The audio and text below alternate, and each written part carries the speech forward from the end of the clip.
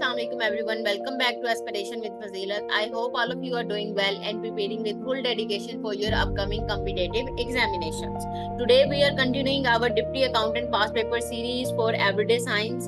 In this series we are solving the most important and repeatedly asked MCQs taken from the FPSC, PPSC and other one paper examinations past papers from 2010 to 2025. So this is basically the part 2 of lecture number 2, in which we will discuss the MCQs number 11 to 20. I will explain the correct answer. Along with each question, I will explain the correct answer, the concept behind it, and the important exam tips and the related MCQs for examination. So without wasting our time, let's start with the MCQs number 11. Before starting our video, if you don't have watched the part 1 of this video, make sure that you have to watch them first. The links are available in the description and the playlist also. So let's start with the MCQs number 11, which is Great Pacific Garbage Patch is a type of. अब MCQs number 11 है हमारे पास, Great Pacific Garbage Patch is a type of marine plastic pollution. तो beta is the correct option. It is the large accumulation of plastic waste in the Pacific Ocean. अब किसके अंदर है ये? Pacific ocean की बात हो रही है और लार्जेस्ट ओशन भी हमारे पास क्या है? पैसिफिक ओशन है. Marine pollutants mainly due to plastics. हम प्लास्टिक्स जो है वो मैरीन के अंदर, पानी के अंदर फेंक देते हैं, तो जिसकी वजह से प्लास्टिक पोल्यूशन काज होती है. नेक्स्ट आ गया हमारे पास MCQ number 12. Disorder in a system is called entropy. Disorder in an system is called entropy. तो यहाँ पे हमारे पास MCQs नंबर A आ जाता है. एंट्रोपी क्या चीज मेजर करती है? एंट्रोपी मेजर्स रैंडमनेस और डिसऑर्डर इन अ सिस्टम. एक सिस्टम के अंदर रैंडमनेस और डिसऑर्डर को मेजर करती है. और सेकंड लॉ ऑफ थर्मोडायनामिक्स जो है वो which is used for the entropy increase. जब एंट्रोपी इंक्रीज होती है तो वहां पे कौन सा लॉ हम अप्लाई करते हैं? Second law of thermodynamics. और ऐसा यूनिट ऑफ एंट्रोपी क्या है हमारे पास? जूल पर केल्विन. तो ये भी आपने याद रखना है. नेक्स्ट MCQ हमारे पास आ जाता है MCQ number 13.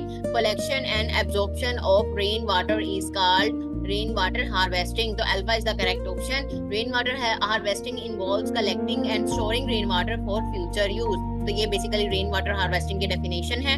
Water conservation method कौन सा होता है? रेन वाटर हार्वेस्टिंग के थ्रू किया जाता है. एंड ग्राउंड वाटर रिचार्ज किसके थ्रू किया जाता है? रेन वाटर इनफिल्ट्रेशन के थ्रू किया जाता है. नेक्स्ट हमारे पास आ जाता है MCQ number 14. Brackish water is usually found in. Brackish water जो है वो कहाँ पे फाउंड होता है? एस्टोरीज के अंदर. एस्टोरीज क्या होती है? Brackish water is the mixture of fresh and salt water and found in estuaries के अंदर. एस्टोरीज यहाँ पे रिवर जो है मीट करते हैं सी के साथ, उस पॉइंट को क्या बोलते हैं? एस्टोरी. तो एस्टोरीज के अंदर ब्रैकिश वाटर जो है ना वो पाया जाता है. सैलिनिटी हाईएस्ट इन डेड सी के अंदर जो साल्टिनेस है, सैलिनिटी है, वो क्या है? हाईएस्ट है. नेक्स्ट हमारे पास आ जाता है MCQ number 15. The P waves have dash speed compared to S waves.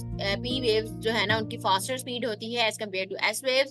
P से प्राइमरी होता है. Primary waves travel faster than the secondary waves.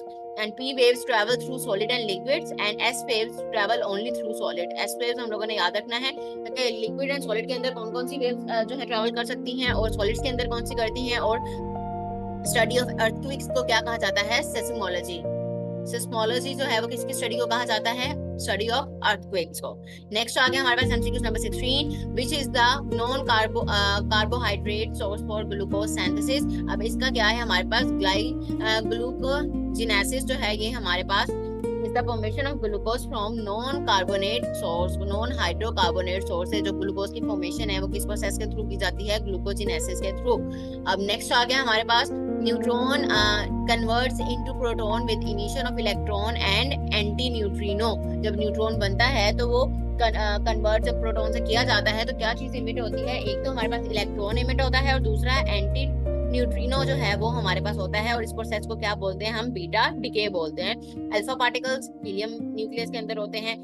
Beta particles electron के थ्रू बम्बार्डमेंट में हम कराए जाते हैं. और गैमा रेज जो है वो इलेक्ट्रोमैग्नेटिक रेडिएशंस के अंदर हम लोग यूज करते हैं. नेक्स्ट आ गया हमारे पास MCQ नंबर 18.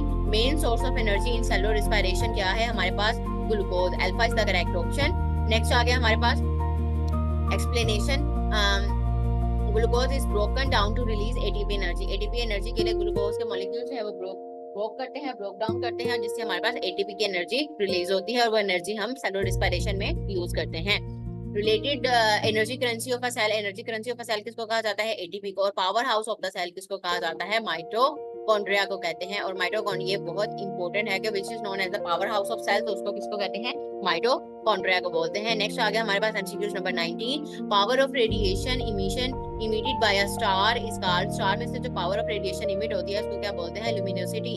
तो बेटा is the correct option. And luminosity is the total energy emitted by a star per unit time. ये हमारे पास ल्यूमिनोसिटी की डेफिनेशन है। और नियरेस्ट स्टार कौन सा है? हमारे पास सन है। और ब्राइटेस्ट स्टार इन स्काई जो है वो उसको क्या बोलते हैं? नाइट स्काई में सीरियस। अब ये भी आपने याद रखना है कि जो ब्राइटेस्ट स्टार है हमारे पास नाइट में स्काई में, तो उसका क्या नाम है?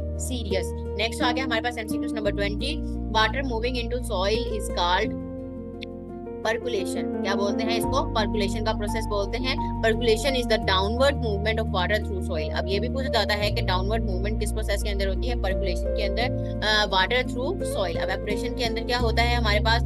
लिक्विड टू गैस कन्वर्जन होती है। कंडेंसेशन के अंदर गैस टू लिक्विड होती है। एंड सब्लिमेशन के अंदर सॉलिड टू गैस होती है। तो it's all about today's lecture. इसके अंदर हम लोगों ने एमसीक्यूज नंबर 11 से 20 तक डिस्कस किए हैं, which are the most important and repeatedly asked past paper MCQs. So inshallah in our next video we will discuss the MCQs number 21 to 30. So stay tuned for that video. Until then you have to subscribe our YouTube channel ताकि हर new आने वाली video आप तक timely पहुंच सके। Thank you so much. Allah Hafiz.